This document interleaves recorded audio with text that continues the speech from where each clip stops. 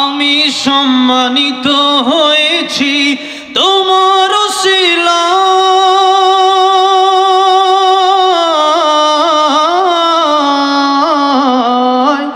আমি সম্মানিত হয়েছি তোমার উসিলায়, তাই তো আমি আল্লাহর পরে তোমার গুণ গাই, তোমার গুণ গাই, তোমার গুণ গাই। আমি একটা গজল শোনাই, যেহেতু আপনারা শুনতে চাচ্ছেন, আমার একটা গজল একটা গাইছি আর কি, ওইটা খুব কয়দিন পরে ইউটিউবে বের হবে আর কি, এই গজলটা শোনাবো, শুনবেন? তাহলে এবার যদি শুনতে চান তাহলে এবার আর বসে থাকা যাবে না, মানে বসে থাকা যাবে, চুপ করে বসে থাকা যাবে না, একটু গাইতে হবে। নবীর প্রেমে গাওয়া যাবে না ইনশাআল্লাহ? একটু মাশাআল্লাহ। আপনার গাজীপুরের মানুষ, এটা কি গাজীপুর সদর না শ্রীপুর? সদর, সদর, আর পরে হইলো শ্রীপুর, আমার থানায় শ্রীপুর আমার বাড়ি। তাইলে আমি তো আপনার জেলার লোকই, ঠিক কিনা বলেন? তাহলে একটু গাইতে পারবেন না?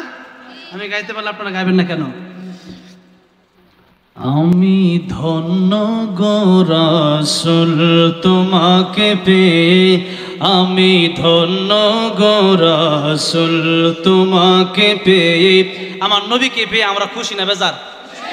যদি খুশি থাকেন খুশির আওয়াজে বলবেন, আমি ধন্য গো রাসূল তোমাকে পেয়ে। একসাথে, আমি ধন্য গো রাসূল তোমাকে পেয়ে, আমি ধন্য গো রাসূল। আমি আরো বেশি ধন্য তোমার উম্মত হয়ে, আমি আরো বেশি ধন্য তোমার উম্মত হয়ে, আমি ধন্য গো রাসূল তোমাকে পেয়ে, আমি ধন্য গো রাসূল। আমি গাইব গুণগান তোমার মোহাব্বত নিয়ে। গাইতে চান কি চান না? তা বলেন না। আমি গাইব গুণগান তোমার মোহাব্বত নিয়ে, আমি মরতে চাই তোমার প্রেমিক হয়ে, আমি ধন্য গো রাসূল। মাশাআল্লাহ, আমি ধন্য গো রাসূল তোমাকে পেয়ে, আমি আরো বেশি ধন্য তোমার উম্মত হয়ে, আমি আরো বেশি ধন্য তোমার, আমি ধন্য গো রাসূল তোমাকে পেয়ে, আমি ধন্য গো রাসূল। সকল নবীর চেয়ে তুমি সেরা নবী,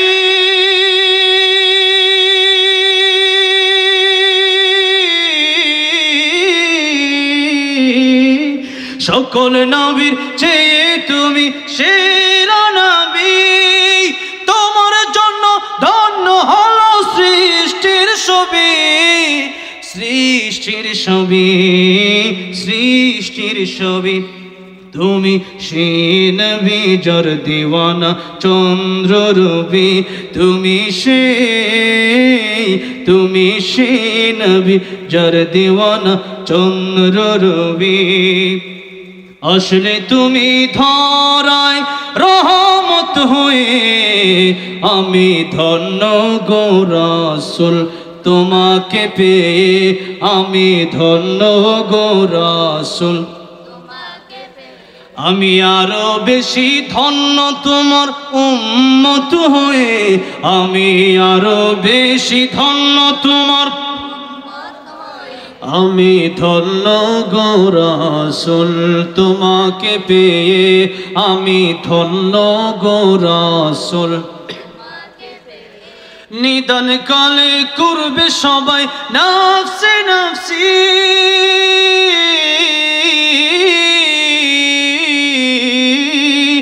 নিদান কালে করবে সবাই নফসে নফসি। মোদের নবী কাঁদবেন মোরা কেমনে বাঁচি, কেমনে বাঁচি, কেমনে বাঁচি। আমি সেই নবীর উম্মত হতে পেরেছি, আলহামদুলিল্লাহ। আমি সেই নবীর উম্মত হতে পেরেছি, যাহার দিকে সব নবীরা রইবেন তাকিয়ে, আমি ধন্য গো রাসূল। আরো জোরে, আমি ধন্য গো রাসূল।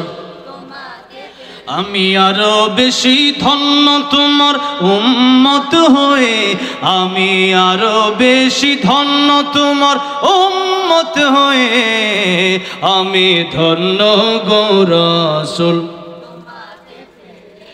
আমি ধন্য গো রাসূল তোমাকে পেয়ে, আমি ধন্য গো রাসূল তোমাকে পেয়ে। আল্লাহ সবাইকে জীবনে একবার হলেও আমার নবীর রওজা জিয়ারত করার তৌফিক দিয়ে দিও, জোরে বলেন আমিন। সবাইকে জীবনে একবার হলেও আয় আল্লাহ নবীকে স্বপ্ন দেখে দিও, যেই নবীকে স্বপ্ন দেখলে জাহান্নাম হারাম হয়ে যায়, জান্নাত ওয়াজিব হয়ে যায়। আর কাল কিয়ামতের ময়দানে আমার নবীর হাতে হাউজে কাউসারের পানি পান করায়া আমার নবীর সাথে জান্নাতুল ফেরদাউসের মেহমান বানায় দিও, জুড়ে জুড়ে বলেন আমিন। সাল্লাল্লাহু আলাইহি সাল্লাম। ভাইয়ের আমার, বাবাজির আমার, বলছিলাম সূরা মুলুক প্রতিদিন তিলাওয়াত করলে পরে কবর আযাব থেকে আল্লাহ রেহাই দিয়ে দিবেন। কিয়ামতের ময়দানে এই সূরা মুলুক আপনার জন্য জেরাকট করা শুরু করবে আল্লাহর সাথে, আল্লাহ থেকে জান্নাতে দেওয়া না পর্যন্ত তোমার সাথে আমার ঝগড়া চলতে থাকবে। তাহলে কি কোরআনের এই সূরা মুলুক আমরা প্রতিরাতে পড়ব তো ইনশাআল্লাহ? এবার আসুন সামনের দিকে যাই।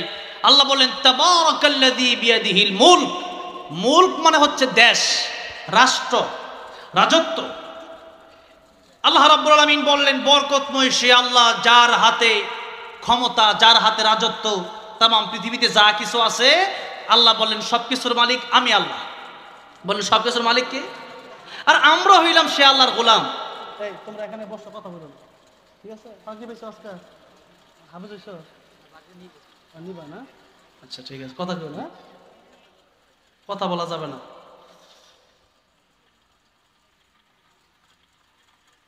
আল্লাহ রাব্বুল আলামিন বললেন এই পৃথিবীতে যা কিছু আছে সবকিছুর মালিক আমি আল্লাহ, আর আমরা গোলাম। আমরা কি বলেন? আমরা কি গোলাম। এখন বলেন গোলাম যদি ভাবটা ধরে মালিকের মতো, তাহলে কি হয়? গোলাম থাকবে গোলামের মতো, মালিক থাকবে মালিকের মতো। আল্লাহ রাব্বুল আলামিন বললেন আমি আল্লাহ রাব্বুল আলামিন যেহেতু মালিক আর তোমরা যেহেতু গোলাম, তাহলে এই গোলামির খাতায় তোমাদের নাম লেখাতে হবে, গোলামের মতো থাকতে হবে। আর যদি গোলাম নিজেকে মালিক মনে করে, যেমন ফেরাউন, যেমন নমরুদ, যেমন কারুন, তারা নিজেদেরকে মালিক মনে করেছে। শুধু তাই না, রাব্বুকুমুল আলা বলেছে ফেরাউন। এই যে মালিক মনে করছে, আল্লাহ রাব্বুল আলামিন পানিতে ডুবায়া ধ্বংস করে দিছে। আবার নমরুদকে লেংরা মশা দিয়া ধ্বংস করে দিছে। তাহলে গোলাম সে নিজেকে মালিক মনে করতে পারবে না। কারণ এই যে জমিনে আপনারা বসে আছেন, বলেন তো এইটা কি কারো বাপ দাদার বানানো সম্পত্তি? অবশ্যই হয়তো আপনি, আপনার বাবা এখানে জন্মগ্রহণ করেছেন, এলাকা ভিত্তিক, সমাজ ভিত্তিক আপনি সম্পদ পাইছেন। কিন্তু বলেন তো এই যে এই মাটি অথবা মনে করেন এই গাছগাছালি, এগুলো কি পৃথিবীর কোনো মানুষ বানাইছে না আল্লাহ বানাইছে? আল্লাহ বলেন আমি আল্লাহ বানাইছি। তাহলে আমি আল্লাহ মালিক, তোমরা আমার গোলাম। গোলামি করবা জান্নাতে যাবা, গোলামি করবা না মালিক হয়ে যাবা। কিয়ামতের ময়দানে আমি আল্লাহর প্রশ্ন থাকবে। কি প্রশ্ন? আল্লাহ বলছেন কিয়ামতের ময়দানে আল্লাহ ডাক দেবেন লিমানিল মুলকুল ইয়াউম লিল্লাহিল ওয়াহিদিল কাহ্হার। কিয়ামতের ময়দানে আল্লাহ তাআলা ডাক দিবেন আজকের রাজত্ব কার? আল্লাহ নিজেই উত্তর দিবেন, কারণ উত্তর দেওয়ার মতো কেউ নাই, সবাই মরা। সবাই কি মরা? উত্তর দিবে কে? আল্লাহ নিজেই বলবেন লিল্লাহ, আজকে ক্ষমতা আমি আল্লাহর। কিন্তু আল্লাহ বলবেন ওয়াহিদিল কাহ্হার। আল্লাহ বলবেন আজকে আমি আল্লাহই কেবলমাত্র ক্ষমতা, আমি আল্লাহই কেবলমাত্র মালিক আর কাহ্হার। আজকে আমি আল্লাহ অনেক শক্ত করে পৃথিবীর এই যেই মানুষগুলো মালিক দাবি করে চালাবো না। আইনে ফেরাউন, ফেরাউন কোথায়? আইনা নমরুদ, নমরুদ কোথায়? আইনা কারুন, কারুন কোথায়? এক এক করে সবাইকে আল্লাহ রাব্বুল আলামিন ধরবেন। যারা পৃথিবীতে ক্ষমতা পাওয়ার পরে যারা নিজেকে মালিক মনে করেছে, পৃথিবীতে ক্ষমতা পাওয়ার পরে যারা তাগুত হয়ে গেছে, পৃথিবীতে ক্ষমতা পাওয়ার পরে আল্লাহর আইন বাদ দিয়ে যারা পৃথিবীতে নিজের আইনকে প্রয়োগ করতে চেয়েছে, আল্লাহ বলেন প্রত্যেকে সেদিন ডাক দিয়ে জিজ্ঞাসা করবেন তোমার সেই রাজত্ব আজ কোথায়? কোনো জবাব থাকবে সেদিন? থাকবে না। সেজন্য দুনিয়ায় যারা গোলামের মতো থাকবে যে আমি গোলাম, আমি মালিক নয়, কিয়ামতের ময়দানে আল্লাহ তাদেরকে কিভাবে ডাক দিবেন? একদিকে ডাক দিবেন না ফরমানগুলোকে, আরেকদিকে আল্লাহ ডাক দিবেন সত্যিকারের গোলাম যারা ছিল, সত্যিকারের বান্দা যারা ছিল, সত্যিকারের আবেদ যারা ছিল। আল্লাহ বলবেন ইয়া আইয়াতুহান নাফসুল মুতমাইন্না ইরজিই ইলা রাব্বিকি রাদিয়াতাম মারদিয়া فادخلي في عبادي وادخلي جنتي। আল্লাহ সেদিন ভালো মানুষগুলোকে ডেকে বলবেন ফাদখুলি ফি ইবাদি, গোলামদের মধ্যে দাখিল হও, সত্যিকারের গোলাম যারা, ওয়াদখুলি ফাদখুলি ফি ইবাদি ওয়াদখুলি জান্নাতি। আল্লাহ বলবেন আমার গোলামদের অন্তর্ভুক্ত হয়ে যাওয়ার জান্নাতে চলে যাও। সেদিন আল্লাহ রাব্বুল আলামিন আব্দুল মানে গোলাম, এই গোলামদেরকে ডাক দিবেন। তার মানে আল্লাহর গোলামি যারা করেছে, এই পৃথিবীতে আল্লাহকে যারা মেনেছে, আল্লাহর ইবাদত যারা করেছে, আল্লাহর আইন যারা বাস্তবায়ন করতে চেয়েছে, আল্লাহ রাব্বুল আলামিন তাদেরকে বলবে তোমরা জান্নাতে যাও। আর যারা নিজেকে মালিক দাবি করেছে, এই কথা তাদের জন্য সেদিন গ্রহণযোগ্য হবে না। শুধু ওই দিনই নয়, আপনাদেরকে একটি উদাহরণ দিতে চাই। বাংলাদেশের কোনো হুজুর অথবা কোনো আলোচক, কোনো স্কলার, কোনো ইমাম খতিব যদি সরকার বিরোধী কথা বলতো এতদিন, এখন তো আর নির্বাচিত সরকারই নাই, কথা মানে যারা নির্বাচন করছে এটা তো ধরা হয় না। কিন্তু যতদিন শেখ হাসিনা ছিল ততদিন কোনো কথা যদি শেখ হাসিনা বিরোধী হয়েছে অথবা দেশের বিরুদ্ধে হয়েছে, এমন কোনো কথা যদি কেউ বলেছে যেটা শেখ হাসিনার ভালো লাগে নাই, সরকারের ভালো লাগে নাই, তাহলে জেলখানায় বন্দি করছে কি করছে না? আল্লামা সাঈদীকে 13 বছর কারাগারে রেখে ইনজেকশনের সাথে বিষ মিশাইয়া শহীদ করে দেওয়া হলো। আল্লামা মামুনুল হক, আল্লামা খালেদ সাহেবুল আইয়ুবী থেকে নিয়ে শত শত আলেমকে জেলবন্দি করে দেওয়া হলো। এই যে আলেমরা যখন সত্য কথা বলেছে, এরপরও তার সহ্য হলো না, কেবলমাত্র তার কথাটা তার বিরুদ্ধে গেছে। কোরআন হাদিসের পক্ষে ছিল, কোরআন হাদিসের পক্ষে কথা বলতে গিয়ে কারো পক্ষে যাক আর কার বিপক্ষে যাক তা দেখার সময় আছে নাকি? বলার দরকার আছে না নাই? এই জন্য এই পর্যন্ত আমার নবী তিনিও সত্য কথা বলে জেল খেটেছেন। এই জন্য সত্য কথা যদি বলে এরপরে জেল খাটা লাগে আমরা খাটবো, কিন্তু বাতিলের কাছে মাথা কোনোদিন মুসলমান নত করতে পারে না।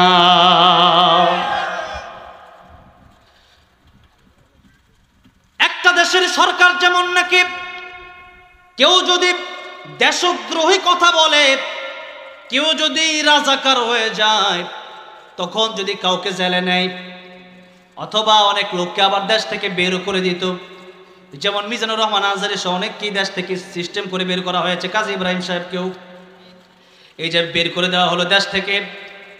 কেন বের করা হয়েছে তাদের কাছে ভালো না, অথবা তাদের কাছে মনে হয়েছে তারা রাষ্ট্রদ্রোহী কথা বলে। রাষ্ট্রদ্রোহী কথা বললে, রাষ্ট্রের বিরুদ্ধে কথা বললে, তাহলে যদি সরকার তাহলে জেলে ভরে অথবা দেশের বাইরে পাঠিয়ে দেয়, অথবা অনেক লোক আছে যারা মামলা খেয়ে যুগের পর যুগ বিদেশে আছে, দেশে এখনো আসতে পারে না। যদি দেশদ্রোহী হওয়ার কারণে, দেশের বিরুদ্ধে কথা বলার কারণে জেলে যেতে হয়, দেশের বাইরে যেতে হয়, তাহলে আল্লাহর বিরুদ্ধে কথা বললে আল্লাহ রাব্বুল আলামিন শাস্তির ব্যবস্থা রাখছেন। এটা কি বেইনসাফ করেছেন না ইনসাফ করেছেন? ইনসাফ করেছেন। তাই আল্লাহ বলছেন আমি আল্লাহর আকাশ, আমি আল্লাহর জমিন, আর আমি আল্লাহ তোমাদেরকেও বানালাম। এখন আমার ইবাদত ভালো লাগে না, আবার যারা ইবাদত করে তাদেরকে ইবাদত করতে যারা বাধা দেয়, আল্লাহ বললেন সূরা রহমান, ইয়া মা'শারাল জিন্নি ওয়াল ইনসি ইন ইসতাতা'তুম আন তানফুযু মিন আকতারিস সামাওয়াতি ওয়াল আরদি ফানফুযু লা তানফুযুনা ইল্লা বিসুলতান فبأي آلاء ربكما تكذبان আল্লাহ বলছেন পৃথিবীর জিনেরা, পৃথিবীর মানুষেরা, আমার গোলামে যদি ভালো না লাগে বের হয়ে যাও আমার আকাশ জমিন থেকে। এখন আপনাদেরকে জিজ্ঞাসা করতে চাই, বাংলাদেশ ছেড়ে কেউ যদি ইন্ডিয়া চলে যায় তাহলে কি আল্লাহর আকাশ জমিন ছেড়ে দেওয়া হয়? তাহলে ইন্ডিয়া কি মোদির নাকি? ইন্ডিয়া কার? আল্লাহর। আবার যদি কেউ আমেরিকা চলে যায়, লন্ডনে চলে যায়, মিডল ইস্টে চলে যায়, তাহলে কি আল্লাহর আকাশ জমিন ছাড়া হবে নাকি? আল্লাহর আকাশ জমিন ছাড়া হবে না। পৃথিবীতে যেখানেই জমিন সেখানেই আল্লাহর আকাশ, সেখানেই আল্লাহর জমিন। সেই জন্য আল্লাহ রাব্বুল আলামিন বলছেন, আমার গোলামি ভালো না লাগলে আকাশ জমিন ছেড়ে চলে যাও। কিন্তু আল্লাহ ভালো করেই জানে আল্লাহর আকাশ জমিন ছেড়ে পৃথিবীর কোনো মানুষ কোথাও পালাতে পারবে না। বাবা মা দেখবেন মাঝে মধ্যে সন্তানকে ধমক দিয়ে বাড়ি থেকে বের করে দেয়। কি জন্য? সন্তান যখন কথা শোনে না তখন দেখবেন বাবা ধমক দেওয়ার সময় বাড়ি থেকে বের করে দেয় যে আমি, আমার কথা শোনোস না, জন্ম দিলাম আমি, খাওয়াই আমি, পড়াই আমি, বড় করলাম আমি, এখন আমার কথা শোনোস না, তুই বাড়ি থেকে বের হয়ে যা। ঠিক কিনা বলেন? কিন্তু বলেন তো বাবা মাকে আসলেই মন থেকে বাড়ি থেকে বের হয়ে যাওয়ার জন্য বলে? এটা এমনিই বলে। কেন বলে? যাতে করে এই ছেলেটা ঠিক হয়ে যায়, বাবার কাছে বলে বাবা আর করবো না। ঠিক না? ঠিক কিনা বলে? আল্লাহ রাব্বুল আলামিন যেইভাবে বললেন এই আকাশ জমিন ছেড়ে বের হয়ে যাও, আল্লাহ ভালো করেই জানেন যে বান্দা আকাশ জমিন ছেড়ে কোথাও যেতে পারবে না। তাই আল্লাহ বলছেন লা তানফুযুনা ইল্লা বিসুলতান, আমি আল্লাহর আকাশ জমিন ছেড়ে তোমরা বেরোতে পারবে না। সুতরাং আমি আল্লাহর কোন কোন নিয়ামত তোমরা অস্বীকার করবে? ফাবিআই আলাই রাব্বিকুমা তুকাযযিবান। আছে কি আল্লাহর কোন নিয়ামত অস্বীকার করার মতো আছে? তার সব নিয়ামত দিলেন আল্লাহ। কথা বলতেছি, ক্ষমতা, এই যে কথা বলতেছি, এই ব্যবস্থা করলেন কে? এই নিয়ামত কে দিলেন? আল্লাহ। এই জমিনে বসে আছে এই সুস্থতা নিয়ামত কে দিলেন? আল্লাহ। এইভাবে সব নিয়ামত আল্লাহই দিলেন। তাই আল্লাহ বলছেন ওয়া ইন তাউদ্দু নি'মাতাল্লাহি লা তুহসুহা, আমার নিয়ামত গণনা করে তোমরা শেষ করতে পারবে না। তাই লা ইন শাকারতুম লা আযীদান্নাকুম, বেশি বেশি শুকরিয়া আদায় করো। যা দিছি আমি আল্লাহর ইবাদত করো, আমি আল্লাহ বাড়াই। ভাইয়েরা আমার, বাবাজিরা আমার, তাহলে আল্লাহ আমাদের মালিক। এই পৃথিবীতে যতদিন বাঁচবো আমাদেরকে মনে করতে হবে আমরা আল্লাহর গোলাম। তবেই গোলাম হিসাবে কিয়ামতের ময়দানে জান্নাতে যাওয়া সম্ভব, আর আল্লাহর সাথে দিদার হওয়া সম্ভব। আল্লাহর সাথে, আল্লাহ জান্নাতে যাওয়ার পরে তার বান্দাদের সাথে দেখা করবে। যেরকম সুবহানাল্লাহ, এরকম কোরআনের মাহফিল আল্লাহ তৈরি করবেন। সেখানে অতিথি থাকবেন আমার নবী, সেখানে অতিথি থাকবেন দাউদ আলাইহিস সালাম। দাউদ আলাইহিস সালাম কোরআন থেকে তিলাওয়াত করবেন, আমাদের নবী কোরআন থেকে তিলাওয়াত করবেন। স্বয়ং আল্লাহ রাব্বুল আলামিন দাউদ নবীর তিলাওয়াতের পরে, আমার নবীর তিলাওয়াতের পরে আল্লাহ জিজ্ঞাসা করবেন এর চেয়ে মধুর তিলাওয়াত, আরো মজার তিলাওয়াত কি তোমরা শুনছো? তখন সমস্ত জান্নাতীরা বলবেন আল্লাহ এত মধুর তিলাওয়াত জীবনে কোনোদিন শুনি নাই। সুবহানাল্লাহ। আল্লাহ বলবেন রে জান্নাতীরা, এতদিন যেই কণ্ঠ শুনেছ, যেই সুর শুনেছ, ওই সুর আমি আল্লাহর দেওয়া সুর ছিল। আজকে আমি আল্লাহর কণ্ঠ দিয়া তোমাদেরকে সূরা কোরআন শরীফের সূরা রহমান তেলাওয়াত করে শোনাবো। আল্লাহর সাথে দেখা করতে চান কি চান না? দুনিয়ার সাধারণ সৌন্দর্য দেখে মানুষ পাগল হয়ে যায়, তাহলে দুনিয়ার এত সৌন্দর্য দেখে যদি পাগল হই, আমার আল্লাহ কম সুন্দর না বেশি সুন্দর? যেরকম দুনিয়া সুন্দর, মানুষ সুন্দর, আসমান সুন্দর, জমিন সুন্দর, সুন্দরে সুন্দরে পাল্লা, জানি না কত সুন্দর তুমি আল্লাহ, জানি না কত সুন্দর তুমি আল্লাহ। সুবহানাল্লাহ। আমার আল্লাহ বলছেন তাহলে রাজত্ব আমি আল্লাহর হাতে, ক্ষমতা আমি আল্লাহর হাতে, এই দুনিয়ার মালিক আমি আল্লাহ, তোমাদের মালিকও আমি আল্লাহ, তাহলে তোমরা আমার গোলাম। ওয়া হুয়া আলা কুল্লি শাইইন কাদির। আল্লাহ বলছেন আমি আল্লাহ সর্বশক্তিমান, আমি আল্লাহর চেয়ে বেশি শক্তি আর কারো নাই। সুতরাং আল্লাহ বলছেন গোলামি করো। এবার আল্লাহ দ্বিতীয় আয়াতে বলছেন আল্লাযী খালাকাল মাউতা ওয়াল হায়াতা লিয়াবলুয়াকুম আইয়ুকুম আহসানু আমালা ওয়া হুয়াল আজিজুল গফুর। আল্লাহ বলছেন কোন সে আল্লাহ যিনি তোমাদেরকে মৃত্যু দিয়েছেন আবার জীবন দিয়েছেন। আল্লাহ আগে মৃত্যুর কথা বললেন, পরে জীবনের কথা বললেন। শুধু দুইটা কথা বলতে গেলে সারা রাত ওয়াজ করলে ওয়াজ শেষ হবে না, কারণ জীবন আর মরণ এটাই তো আমাদের আছে না, কি বলেন? তো জীবন ওয়াজ করলে তো সারা রাতি লাগবে। শুধুই মাউতা ওয়াল হায়াতা, মরণ আর জীবন। মুফাসসিরগণ তাফসীরের কিতাবে লিখেছেন, এরকম কয়েকটা কারণ লিখেছেন। এক নম্বর কারণ হচ্ছে আমরা তো মূলত মরাই ছিলাম, মৃত ছিলাম। আমরা কি ছিলাম? বাচ্চা যখন প্রথমে মায়ের গর্ভে আসে তখন বাচ্চাটা মৃতই থাকে। অনেক সময় দেখবেন ওই রুহু না দেওয়ার কারণে মায়ের গর্ভ থেকে যখন বাচ্চাটা পৃথিবীতে আসে তখন মৃত বাচ্চায় পৃথিবীতে আসে। এমন হয় কি হয় না বলেন? মৃত বাচ্চাকে জন্ম নেয় না? নেয়। তাহলে তার ভিতর রুহু দেওয়া হয় না। এই হাত আমার, এই পা আমার, এই ঘর আমার, এই বাড়ি আমার, কিন্তু আমার আমিটা কোনটা? আমার আমিটা কোনটা? সব আমার, তা আমি কোনটা? আমিটা হচ্ছে ভিতরে। আমিটা কোনটা? ভিতরে রুহু। রুহুটা কি দেখা যায়? দেখা যায় না। হিন্দুরা যখন লাশ পুড়ায় ফেলে তখন হিন্দুরা মনে করে পুড়ে দিলাম শেষ, কিন্তু বিষয়টা এরকম না। ইঞ্জিনটা চইলে গেলে হাইরে হাইরে হায়, ডাব্বাটা পুইরা রইবে এই যে দুনিয়ায়। ইঞ্জিন কিন্তু ভিতরে আছে। ইঞ্জিন যেদিন চলে যাবে সেদিন আর রুহুর এই ডাব্বার কোনো, খালি ডাব্বার কোনো দাম নাই। খালি ডাব্বা বাড়িতে পড়ে থাকবে। আওয়ামী লীগ টানবে না, বিএনপি টানবে না, জামাতে ইসলাম টানবে না, কেউ টানবে না। সেদিন আপনার দেহটা নিথর হয়ে বাড়ির সামনে সেদিন পড়ে থাকবে। আপনার মা বাবা পর্যন্ত, স্ত্রী পর্যন্ত ঘর থেকে বের করে দেবে। এমন দিন কি আমাদের সামনে অপেক্ষা করছে কি করছে না? সেদিন আর কেউ আপন থাকবে। এই রুহ যেদিন চলে যাবে সেদিন আবার মরে যাব। এই কথাটা আল্লাহ রাব্বুল আলামিন, আমরা যা আগে মৃত ছিলাম এখন আবার জীবিত আছি, আবার মৃত হয়ে যাব, আবার আল্লাহ জীবন দিবেন। এই কথাটা এইভাবে আমি এখন যেভাবে বললাম এভাবেই আল্লাহ কোরআন শরীফে বলেছেন সূরা বাকারায়, কাইফা তাকফুরুনা বিল্লাহি ওয়া কুনতুম আমওয়াতান ফাআহইয়াকুম সুম্মা ইউমীতুকুম সুম্মা ইউহয়ীকুম সুম্মা ইলাইহি তুরজাউন। আল্লাহ বলছেন কাইফা। আরবি যারা বলে তারা এটা বেশি, অনেক বেশি ব্যবহার করে। কাইফা হালুকা শুনছেন না? কাইফা হালুকা মানে কেমন আছেন, মানে কেমনে, কাইফ মানে কিভাবে সম্ভব। আল্লাহ বলছেন কাইফা, কিভাবে, তাকফুরুনা বিল্লাহ, মানুষ আমি আল্লাহর সাথে নাফরমানি করে, অথচ হাল আতা আলাল ইনসান হাইরুম মিনাদ দাহর লাম ইয়াকুন শাইআম মাযকুরা। মানুষ তো ছিল না, মানুষ ছিল জিরো, আমি আল্লাহ তারে বানাইছি হিরো।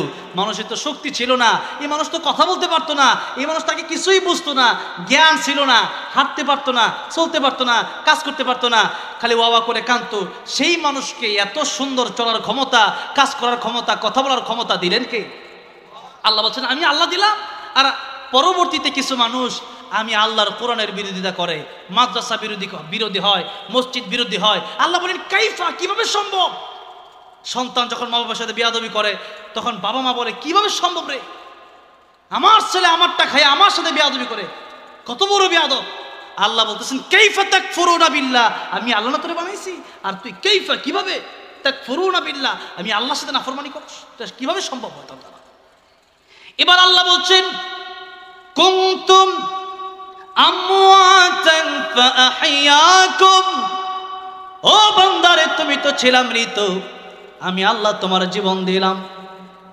ওই যে মায়ের গর্ভে মৃত ছিলাম, এক ফোঁটা পানি ছিলাম, সেখান থেকে একটু গোশত হাড্ডি, এরপরে মানুষ রূপী হলাম, এরপরে আল্লাহ রাব্বুল আলামিন রুহু দিলেন। রুহু না দিলে আজকে আমি আর আপনি হয়তো এই মাহফিলে বসতে পারতাম না, সেই কবরেই আমাকে আপনাকে পাঠিয়ে দেওয়া হতো। আবার যেদিন রুহু চলে যাবে সেদিন আবার কবরে পাঠিয়ে দেওয়া হবে। তার মানে রুহু যদি চলে যায় তাহলে আপনার আমার কোনো দাম নাই। তাই আল্লাহ বলছেন যে ও পৃথিবীর মানুষ, ইল্লা মান আতাল্লাহ বিকলবিন সালিম, কিয়ামতের ময়দানে ভালো অন্তরটাই আমার কাছে কাজে আসবে। এই দেহ কালো হতে পারে, এই দেহ মোটা আর চিকন হতে পারে, কিন্তু কালো আর ধলা, মোটা আর চিকন দিয়ে আমি আল্লাহর কাছে দামি হওয়া যায় না। আল্লাহ বলছেন ইন্না আকরামাকুম ইনদাল্লাহি আতকাকুম। আল্লাহ বলছেন কালো যদি হয় আর ভেতরটা যদি ভালো হয়, আল্লাহ বলছেন তাহলে আমি আল্লাহ রাব্বুল আলামিনের কাছে তুমি সম্মানিত হয়ে যাবা, জান্নাত আমি আল্লাহ রাব্বুল আলামিন তোমারে দিয়ে দেব। বেলাল রাদিয়াল্লাহু আনহু কালো কিন্তু অন্তরটা ছিল ভালো। তাই আমার নবী যখন জান্নাতে গেলেন দেখে টকটক করে কার হাঁটার আওয়াজ শোনা যায়। আমার নবী বললেন জিবরাইল রে, কার হাঁটার আওয়াজ শোনা যায়? জিবরাইল আমিন বলেন ইয়া রাসূলুল্লাহ, ইয়া হাবিবাল্লাহ, হযরতে বেলাল দুনিয়ায় হাঁটে আর কালো বেলালের হাঁটার আওয়াজ আল্লাহর তরি জান্নাতে এসে পৌঁছে যায়।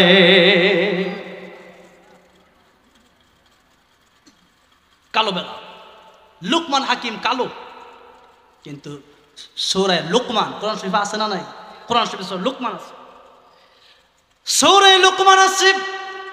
লুকমান আলাইহিস সালামের নাম আল্লাহ নিলেন ওয়াইদ ক্বালা লুকমানু লিবনিহি ওয়া হুয়া ইয়াইযুহু ইয়া বুনাইয়া লা তুশরিক বিল্লাহ ইন্নাশ শিরকা লাযুলমুন আযীম। হে আমার সন্তান, শিরিক করো না। শিরিক পৃথিবীতে সবচেয়ে জঘন্য অপরাধ। পৃথিবীতে সবচেয়ে বড় গুনার নাম যদি জিজ্ঞাসা করা হয় তাহলে বলবেন শিরিকের গুনাহ। কিসের গুনাহ? শিরিকের গুনাহ। কিন্তু বড় দুঃখ হয়, বড় আফসোস হয়, আমাদের দেশের কিছু নেতা মাঝে মাঝে মন্দিরে গিয়ে দুর্গার পক্ষে কথা বলে কিছু ভোটের জন্য, ঠিক না বেঠিক? সেই নেতা আওয়ামী লীগ আর বিএনপি নয়, জামাতে ইসলামের নেতাও যদি রোজার পূজা একসাথে বলে এটা আমরা মেনে নেব না। আপনি কোন দলের নেতা সেটা আমরা দেখব না। যদি নেতা আল্লাহ বিরোধী হয়, নেতা যদি শিরকের পক্ষে কথা বলে, সেই নেতাকে ভোট দূরের কথা জাতীয়ভাবে বয়কট করা হবে। কিসের নেতা? আপনি মুসলমান হয়েছেন, আল্লাহকে চেনেন না, আপনি দুর্গাতে গিয়া পরে শিরিক করতেছেন। আল্লাহ রাব্বুল আলামিন সবচেয়ে নাফরমান ব্যক্তি আপনি। একজন স্বামী যখন তার স্ত্রীকে বিয়ে করে, স্ত্রী যদি অন্য কোনো ছেলের সাথে করে স্বামী যেমন কষ্ট পায়, আর স্ত্রীকে তো বিয়ে করে এনেছে, আর আমার আল্লাহ তো আপনাকে সৃষ্টি করেছেন, তাহলে স্বামী যদি ওই স্ত্রীর কারণে কষ্ট পায়, যে স্ত্রী আরেক ছেলের সাথে ঘুরে, তাহলে পরকীয়া করার কারণে যদি স্বামী কষ্ট পায়, আমার আল্লাহ আমাকে আপনাকে এত মায়া ভালোবেসে মায়া করে দয়া করে বানালেন, সে আল্লাহকে বাদ দিয়া যদি ওই মূর্তির পক্ষটা নিয়ে কিছু ভোটের জন্য, তাহলে আল্লাহ কষ্ট পাবে কি পাবে না? এই জন্য প্রিয় নেতা যারা আছেন, নেতা হতে হবে কোরআনের পক্ষে যদি কাজ করেন, আল্লাহ রাব্বুল আলামিন আপনাকে নেতা না বানালেও আপনাকে সম্মানিত করে রাখবেন। আর কোরআন বিরোধী যদি হয়ে যান, তাহলে আপনি যত কিছুই করেন না কেন আপনার বিপদ একদিন নেমে আসবে। 16 বছর মানুষ ভাবে নাই যে হাসিনাকে তাড়ানো সম্ভব হবে, কিন্তু সেটি একদিনেই সম্ভব হয়েছে। সেদিন আমি বলবো শুধু দুনিয়ার কোনো মানুষের ইচ্ছা ছিল না, আমার আল্লাহ রাব্বুল আলামিন তাকে অপমানিত করেছেন। তাহলে আমি বলবো যে হ্যাঁ, এই যে আমাদের ধর্মমন্ত্রী আছেন, উনিও দেখছি মাঝে মধ্যে পূজায় যাচ্ছে।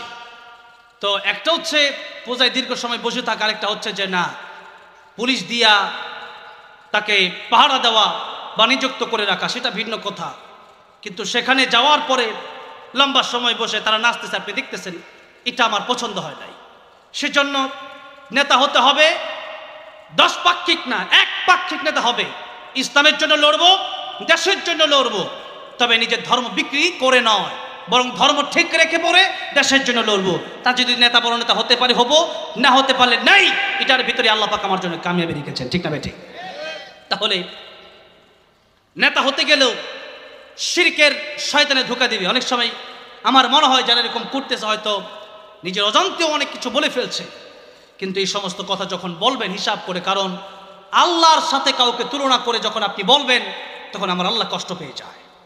এই জন্য আল্লাহ বলছেন যারা শিরিক করবে, মা ইউশরিক বিল্লাহ ফাকাদ হারামাল্লাহু আলাইহিল জান্নাতা ওয়া মাওয়াহুন নার।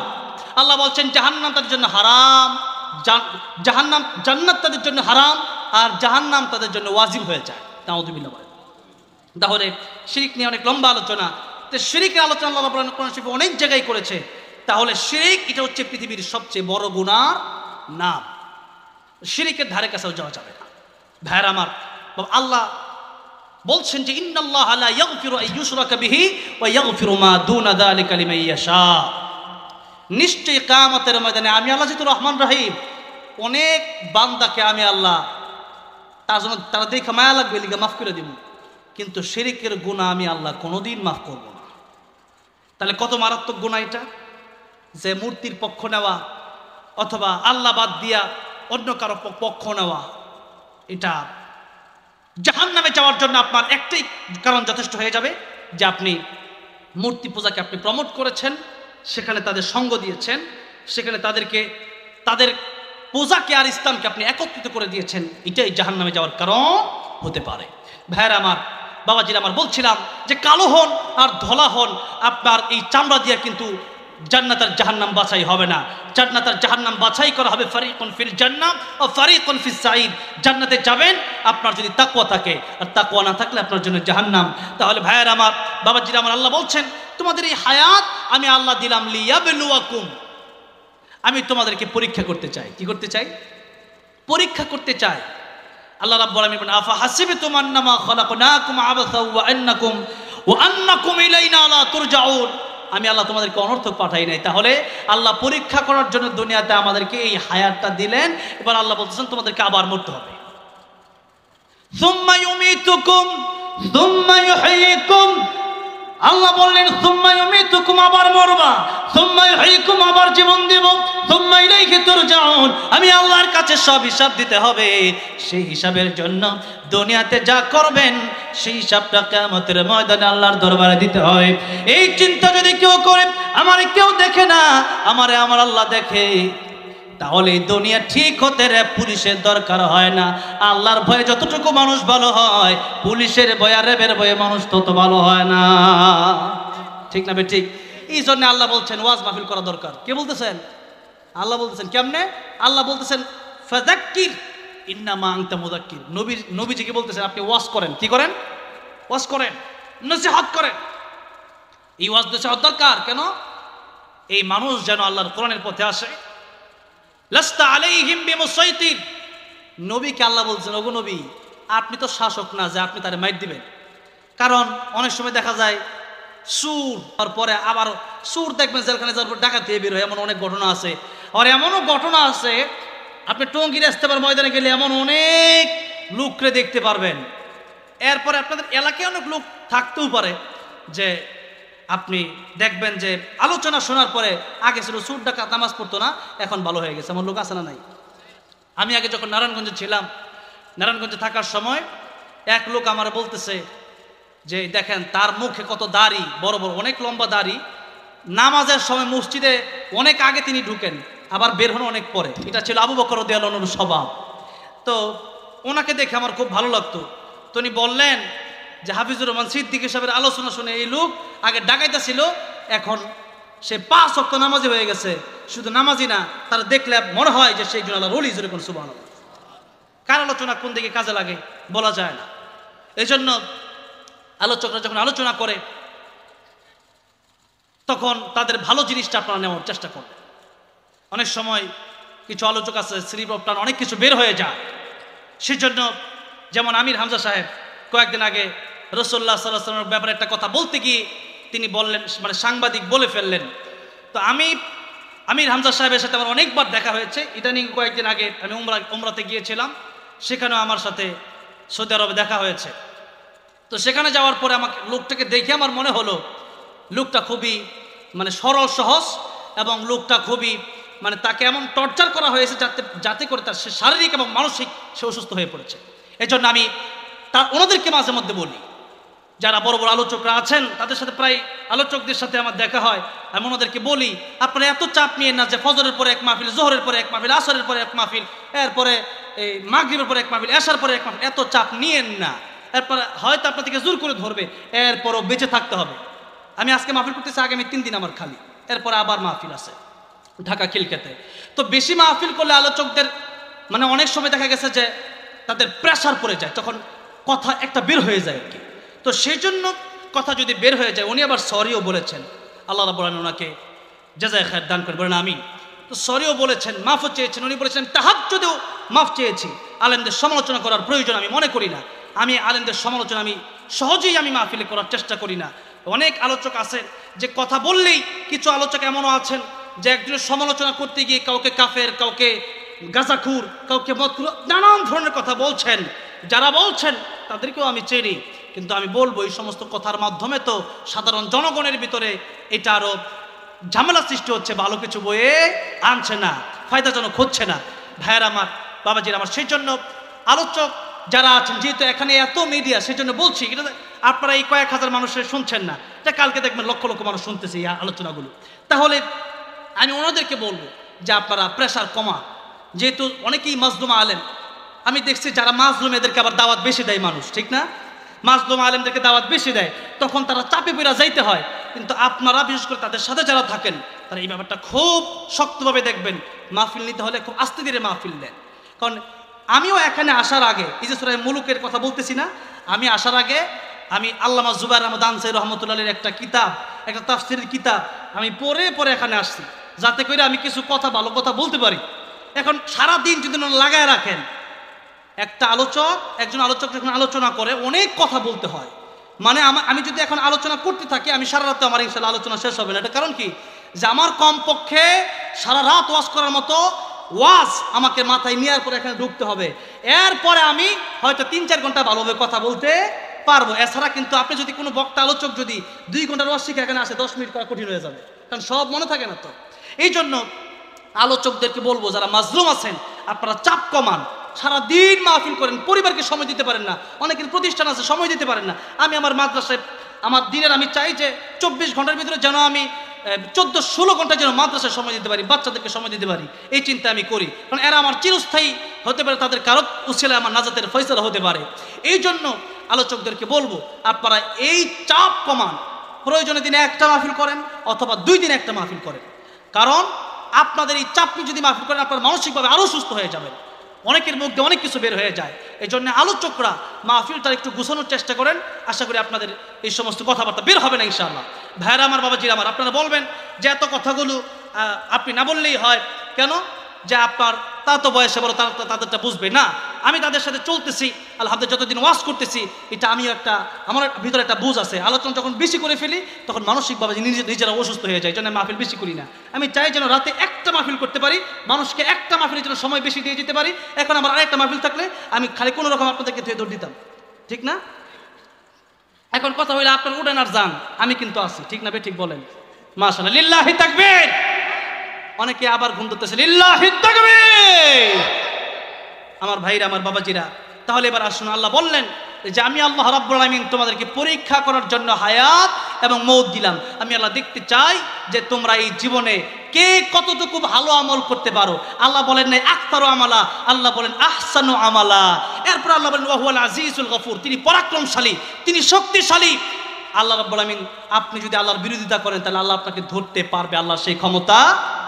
কিন্তু একটু লক্ষ্য করেন, শেষ কথা বলছি, এটা শেষ কথা, আর 2টা বিষয়ে কথা বলবো, 10 মিনিট 20 মিনিট, এরপরে শেষ করে দিব ইনশাআল্লাহ। কারণ হইল 11:40 পর্যন্ত কথা ছিল আমার, কিন্তু আসলে এই এলাকায় কিন্তু আমি আরও ওয়াজ করছি, ঠিক না? আর আমার বাড়িও কাছে, গাজীপুরের মানুষ এখানে আসলে বসলে, আমার মাদ্রাসা বুট বাজার, তো আমার যাইতে তো বেশি সময় লাগবে না। মাহফিল থেকে রাজশাহী, রংপুর, খুলনা, কিন্তু আইতে 5 ঘন্টা 6 ঘন্টা 8 ঘন্টাও লাগে, জামও আমার আধা ঘন্টা লাগবে। এটা আমার কোনো টেনশন আছে? আর আপনারা তো এনে যাবেন, তাহলে কোনো টেনশন না করে একটু শোনেন না। আল্লাহ বলতেছেন ওয়া হুয়াল আজিজ, আবার বলছেন গফুর, ওয়া হুয়াল আজিজুল গফুর। তাহলে আল্লাহ 2টা কথা একসাথে বললেন। প্রথমে বললেন আমি কিন্তু মহাপরাক্রমশালী, আমি আল্লাহ, কিন্তু তোমরা যখন আমি আল্লাহর বিরোধিতা করবা, নাফরমানি করবা, আমি আল্লাহ কিন্তু তোমাদেরকে ধরতে পারি, সেই ক্ষমতা আমি আল্লাহর আছে। কিন্তু আল্লাহ বলছেন আমি আল্লাহ শুধু আজিজ নয়, আমি আল্লাহ গফুর, আমি আল্লাহ রাব্বুল আলামিনের মায়া দয়া অনেক বেশি।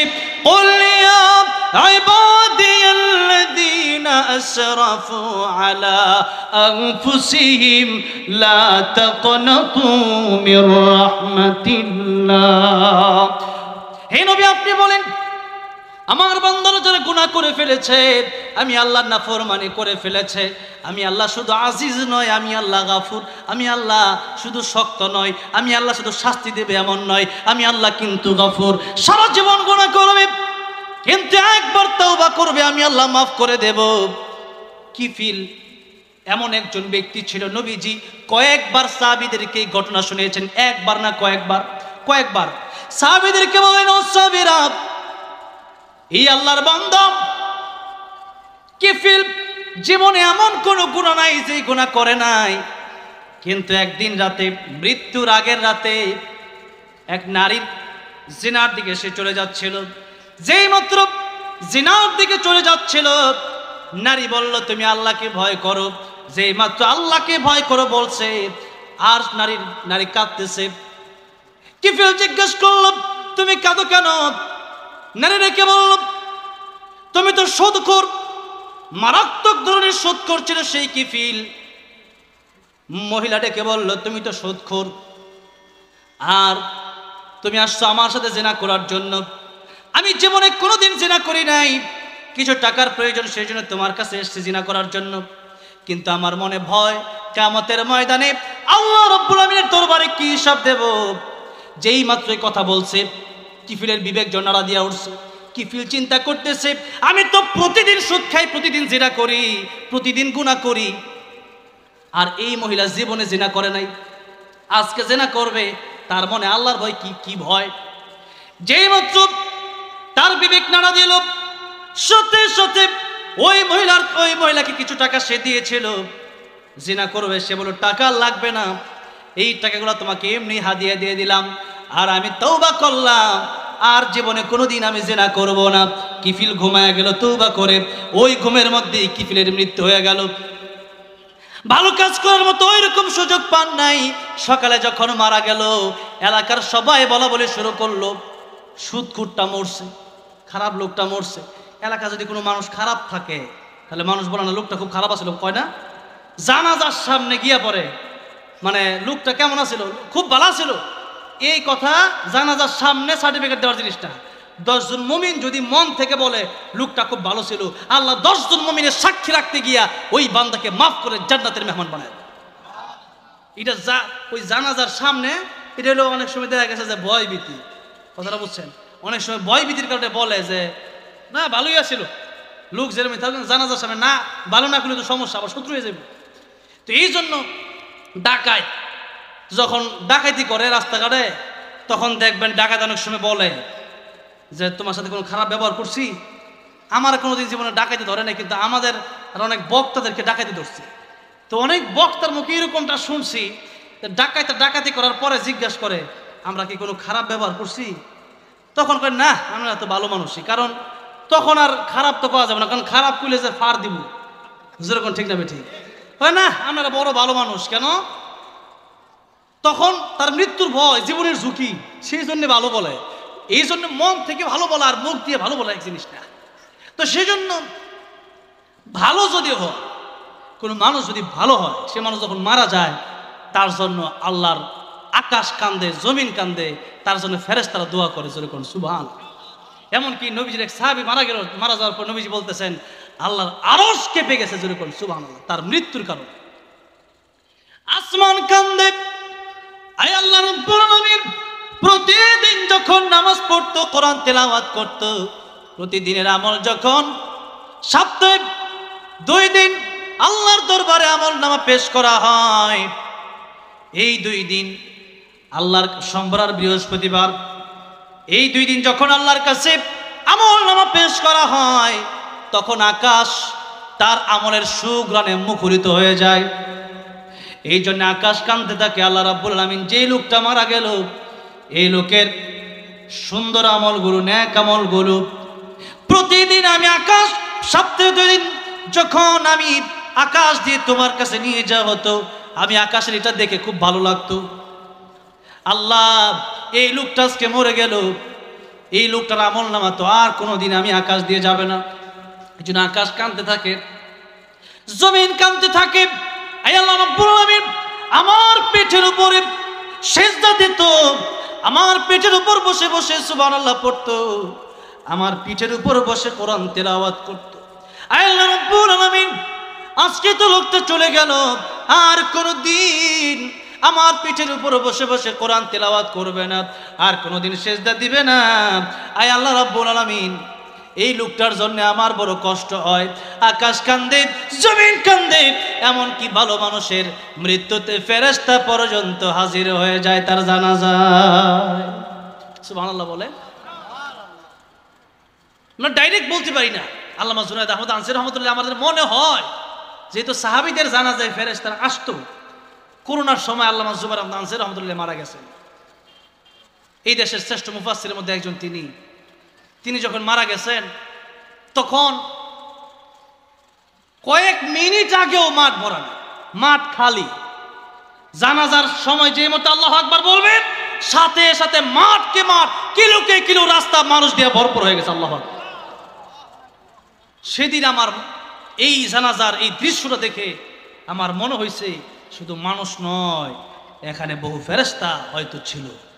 সুবহানাল্লাহ।